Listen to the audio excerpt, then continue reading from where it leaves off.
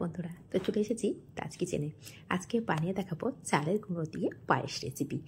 এটা পায়েসও বলতে পারেন, সিমাইও বলতে পারেন। তো আমার কাছে মনে হয়েছে যে রেসিপিটা রেডি করেছি সেটা একদম পায়েস, পারফেক্ট একটা পায়েস হয়েছে। আর খেতেও ভীষণ টেস্টি হয়েছে। এভাবে বানিয়েছি, খেতে ভীষণ টেস্টি হয়েছে বলে কিন্তু আজকে শেয়ার করতেও চলে এসেছি। তাহলে স্কিপ না করে সম্পূর্ণটা দেখার অনুরোধ রইল। এখানে প্রথমে গ্যাসের উপরে একটা কড়া বসিয়ে দিয়েছি। তার মধ্যে দিয়ে দেব মেজারিং কাপে 1 কাপ জল। এখন দিয়ে দিলাম স্বাদ অনুযায়ী লবণ।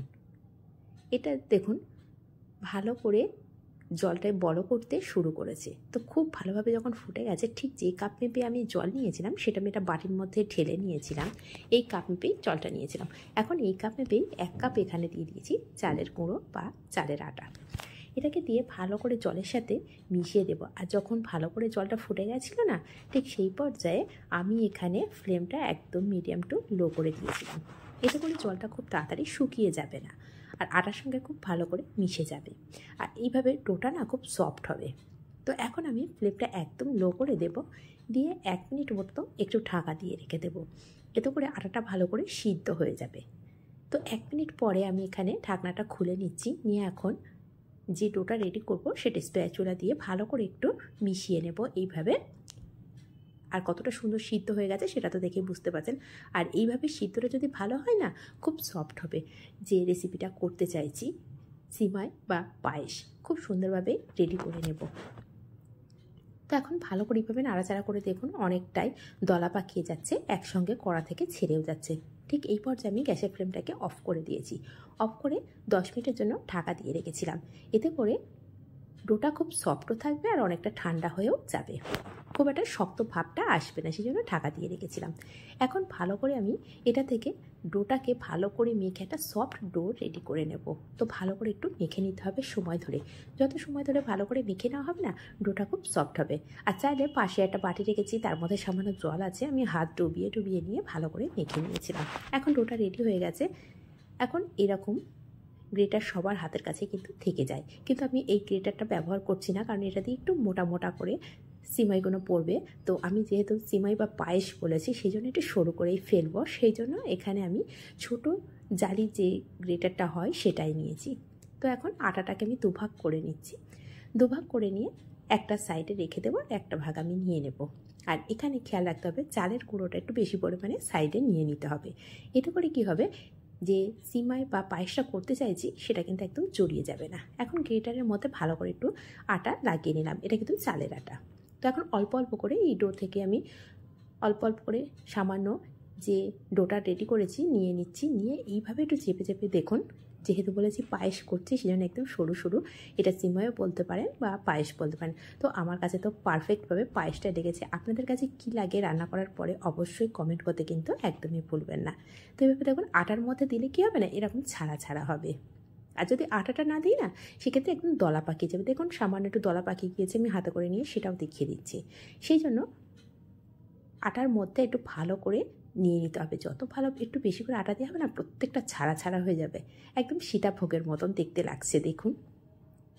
তো সীতাভোগের থেকে একটু মোটা মোটা হচ্ছে, দেখতে কিন্তু ভীষণ ভালো লাগবে। আর যেভাবে বানাচ্ছি একবার হলেও বাড়িতে এইভাবে বানিয়ে দেখতে পারেন, ভীষণ টেস্টি হয় রেসিপিটা। আর অনেকে চুষি পিঠা করতে পারেন না, তারা কিন্তু এই সহজভাবে অল্প সময়ের মধ্যে যে কেউ এইভাবে বানিয়ে নিতে পারেন। তো এখন দেখুন কত সুন্দরভাবে আমি আটাটাকে ছড়িয়ে দিচ্ছি। যত ভালো করে এইভাবে আটাটা ছড়িয়ে দেওয়া হবে, ছাড়াতে একদম সুবিধা হবে আর দলা পাকিয়ে যাবে না। দেখুন প্রত্যেকটা ছাড়া ছাড়াভাবে খুব সুন্দরভাবে কিন্তু পড়ে যাচ্ছে। তো এইভাবেই আমি সমস্তটা রেডি করে নেব। অনেকে চুষি পিঠা করতে পারেন না, তারা কিন্তু এইভাবে ট্রাই করে দেখতে পারেন, খেতে কিন্তু একই রকম টেস্ট লাগবে। সেই জন্য বলছি, যারা একদমই পারেন না চুষি পিঠা করতে, তারা এইভাবে একবার অবশ্যই ট্রাই করে দেখতে পারেন বাড়িতে। আর কেমন হয় অবশ্যই কমেন্ট করতে কিন্তু ভুলবেন না। তো সমস্তটাই এদিকে আমি রেখে দিয়েছি রেডি করে, আর আমি হাতে নিয়ে দেখিয়ে দিচ্ছি কতটা ঝরঝরে হয়েছে আর দেখতে কতটা সুন্দর হয়েছে। তো এটাকে সাইড করে রেখে এখন গ্যাসের উপরে একটা কড়া বসিয়ে দিয়েছি, আর ফ্লেমটা অন করে দিয়েছি। দিয়ে সামান্য একটু জল দিয়ে দিলাম। আর এখানে আমি দুধ নিয়েছি 2 লিটার, সেটাকে আগে থেকে জাল করে একটু ঘন করেও রেখে দিয়েছিলাম। সেটাকে প্রায় 1.5 লিটার মতন করে রেখেছিলাম। তখন সেই দুধটা সম্পূর্ণ দিয়ে দিয়েছি। তার মধ্যে দিয়ে দিলাম 3টে এলাচকে ফাটিয়ে দিয়েছি, আর একটা তেজপাতা, সামান্য একটু দারচিনি। আর দিয়ে দিলাম স্বাদ অনুযায়ী একটু লবণ। মিষ্টি জিনিসে অনেকে কিন্তু লবণ পছন্দ করে না, কিন্তু বিশেষ করুন একটু মিষ্টি জিনিসে লবণ দিয়ে দেখবেন খেতে ভীষণ টেস্ট হয়, বিশেষ করে যে কোনো আটার জিনিস করতে গেলে। আর এখানে যখন দুধটা একবার ফুটে গেছে সেটা একটু খেয়াল করলেই বুঝতে পারবেন, যখন আমি বলছিলাম তখন কিন্তু এখানে দুধটা ফুটে গেছে। একবার ভালো করে ফুটিয়ে নিয়ে আমি এখানে দিয়ে দিয়েছি যে মেজারিং কাপ মেপে আমি আটা বা জল নিয়েছি, সেই মেজারিং কাপ মেপেই আমি 1/3 কাপ এখানে গুড় নিয়েছি। এটা কিন্তু স্বাদ অনুযায়ী আপনারা অবশ্যই যে যেমন মিষ্টি পছন্দ করেন সেই বুঝে দেবেন। তো প্রথমে আমি 1/3 কাপ দিয়েছি, এখন টেস্ট করে দেখেছি একটু কম লাগছে, সেজন্য আরও 1 চামচ আমি দিয়ে দিয়েছি। মিষ্টির টেস্টটা কিন্তু সম্পূর্ণ নিজের উপরে নির্ভর করে, কে কেমন মিষ্টি খান তার উপরে।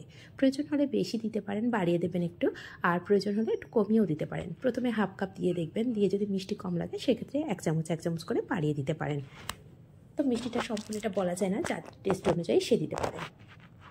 এইভাবে দিয়ে যখন খুব ভালো করে মিশে গেছে, আর মিশে যাওয়ার পরে একবার না ফুটে গেছিলো, সেইটা স্কিপ হয়ে গেছে, দেখানো হয়নি। যখন একবার ফুটে গেছে ঠিক সেই পর্যায়ে আমি এখানে দিয়ে দেব এই সিমাই বা পায়েসটা, যেটা রেডি করে রেখেছিলাম, একদম সীতাভোগের মতো ছড়ছড়ে যে সিমাইটা রেডি করে রেখেছিলাম সেটা দিয়েছি। এখন দেওয়ার পরে এখন দেখুন ছোটো ছোটো চালের মতো দেখতে লাগবে যখন আমি চলছি স্প্যাচুলা দিয়ে, সেই জন্যই বললাম এটাকে সিমাই বলবেন, পায়েস বলবেন। আর এখানে আমি বেশি ফোটাবো না, যেহেতু দুধটাকে আগে থেকে ঘন করে রেখেছিলাম। ঠিক এরকম পাতলা পর্যায়ে আমি নাবিয়ে নেব। এটাকে ভালো করে 1 থেকে 2 মিনিট মতো আমি ফুটিয়ে নেব, খুব বেশি ফোটানোরও প্রয়োজন নেই, কারণ এখানে দুধটাকে আগে থেকে ঘন করে রেখেছি, রাখার পরেই কিন্তু আমি সিমাইটা বা পায়েসটা রেডি করেছি। তো এইভাবে 1 থেকে 2 মিনিট মতো ভালো করে ফুটে গেলে, আর যদি দেখেন দুধটা পাতলা আছে সেক্ষেত্রে আরও একটু টাইম ধরে ফুটিয়ে নিতে পারেন। তো এখন দেখুন ঠিক এই পর্যায়ে আমি নাবিয়ে দেবো। বেশি ঘন করলে না ঠান্ডা হয়ে গেলে একদম ঘন হয়ে যাবে, সেক্ষেত্রে দেখতেও ভালো লাগবে না আর খেতেও ভালো লাগবে না, সেই জন্য একটু পাতলা করেই নাবাতে হবে। তো এখন গ্যাসের ফ্লেমটা আমি অফ করে দিয়েছি, দিয়ে এখন নাবিয়ে নেব। নাবিয়ে আপনাদের সামনে সার্ভ করে দেখাবো। আর কোথা থেকে দেখছেন কমেন্ট করতে কিন্তু একদমই ভুলবেন না।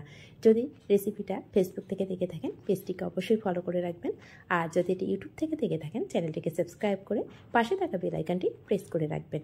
যখনই কোনো নিত্য নতুন রেসিপি আপলোড করব সবার আগে পৌঁছে যাবে আপনাদের কাছে। তাহলে রেসিপিগুলো কেমন হচ্ছে কমেন্ট করবেন অবশ্যই। এই ভিডিও বানাতে কিন্তু অনেকটাই কষ্ট হয়, সেই জন্য যদি একটু হলেও ভালো লাগে অবশ্যই সাবস্ক্রাইব করেই পাশে থাকবেন।